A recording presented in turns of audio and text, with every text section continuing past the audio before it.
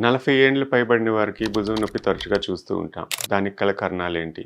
అది కాకుండా జిమ్‌కి వెళ్ళిన తర్వాత కామన్‌గా వచ్చే భుజం నొప్పికి కారణాలేంటి? దాని గురించి తెలుసుకుందాం. నేను మీ doctor Ratnakar, consultant orthopaedic surgeon, Apollo Hospitals, Jubilee Hills. భుజం నొప్పి అన్నది చాలామందికి చూస్తూ ఉంటాం. జిమ్‌కి వెళ్ళిన కొద్ది రోజులకి నాకు భుజం పట్టేసిందండి. ఎక్కడో ఇబ్బంది పడ్డాను. ఏమైందో తెలీదు. అప్పటి నుంచి జిమ్ మానేశాను అన్నది చాలామంది పేషెంట్స్ వస్తూ ఉంటారు. దానికి ముఖ్యంగా ఏంటంటే వెయిట్స్ ఎత్తే విధానంలో కానీ జాగ్రత్తలు తీసుకోకుండా ఒకేసారి అత్యుత్సాహంతో చాలామంది ఎక్కువ వెయిట్స్ ఎత్తడం, లేదు అని అంటే ఎత్తే యాంగిల్లో కరెక్ట్గా చేయకపోవడం, ఎక్కడో ఒక కారణం ఉంటుంది. ఈ బైసెప్స్ చేసేటప్పుడు కానీ ఓవర్ హెడ్ యాక్టివిటీస్ ఎక్కువగా చేసేటప్పుడు ఆ వెయిట్ కరెక్ట్గా బ్యాలెన్స్ అవ్వక ఒక షోల్డర్ మీద ఎక్కువ ఒత్తిడి పడినప్పుడు లోపల ఉండే కండరాలు మెలిపడే అవకాశం ఉన్నదండి. స్ప్రెయిన్స్ అంటాం, లేదా కామన్గా మా భాషలో అయితే ఇంపింజ్మెంట్ అంటాం. షోల్డర్ ఎక్కడన్నా కండ ఇబ్బంది పడినప్పుడు బాడీ దానికి సమస్యని తలెత్తనివ్వకుండా దాన్ని సరిదిద్దుకోవడానికి లోపల స్వెల్లింగ్ లాగా వస్తుంది. ఆ స్వెల్లింగ్ వాపు రూపంలో ఇంపింజ్మెంట్ అంటాం. మనకు ప్రత్యేకంగా ఒక యాంగిల్లో మన మూమెంట్స్ అన్నీ ఆగిపోతూ ఉంటాయి.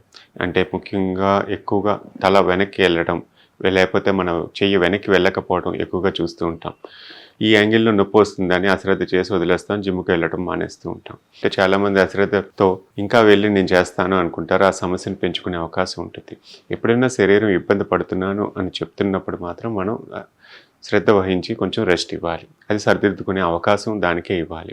ఊరికనే ట్యాబ్లెట్స్ వేసుకోవడం వల్ల, ఎక్కువగా చేయటం వల్ల సమస్యను పెంచుతున్నామే తప్ప దాన్ని ఇది కాదు. శరీరం దానికి అదే సర్దుకునే అవకాశం చాలా వరకు ఇస్తుంది. మనకు ఆ టైం ఇవ్వకపోతే మాత్రం సమస్య పెరిగే అవకాశం ఉంటుంది. 40 దాటిన తర్వాత చాలామందికి సమస్య చూస్తున్నాం. ఈ సమస్య ఎక్కువగా ఉన్నప్పుడు మాత్రం డాక్టర్ని వెంటనే సంప్రదించాలి. భుజం పైకెత్తకపోవడం, వేరే భుజం ఎక్కువగా వాడటం, రాత్రిపూట అటుపక్క పడుకోనివ్వకపోవడం, బ్లౌజ్ వేసుకున్నా లేదా షర్ట్ వేసుకున్నా ఇబ్బంది పడటం, లేకపోతే నా చెయ్యి వెనక్కి వెళ్ళట్లేదండి, తల దూకోవడానికి ఇబ్బంది పడుతున్నాను, లేకపోతే వెనక్కి వీపు వరకు వెళ్ళడం ఇబ్బంది పడుతున్నాను, బెల్ట్ పెట్టుకోవడం కష్టం అవుతుంది, ఇలాంటి సమస్యలు రోజు చూస్తూనే ఉంటాం. దాన్ని అశ్రద్ధ చేయకుండా ముందే చూపించుకుంటే వ్యాయామంతో, ఫిజియోథెరపీతో లేదా చిన్న ఇంజెక్షన్ తోటి పరిరక్షించవచ్చు. లేదు అని అంటే లోపల ఏదైనా కండం తేరింది, ఎప్పుడో పడ్డాను, లేకపోతే ఇప్పుడు బయటపడింది, ఇప్పుడు ఎక్కువైపోతుందండి, ఎప్పుడు పడ్డానో నాకు గుర్తులేదు అన్న వాళ్ళు చాలామంది చూస్తున్నాం. ఏదైనా సమస్య పెద్దది ఉన్నప్పుడు, పెద్దగా అవ్వకుండా చిన్నగా ఉన్నప్పుడు చూసుకుంటే దాని పరిష్కారం కూడా చిన్నగానే ఉంటుందండి.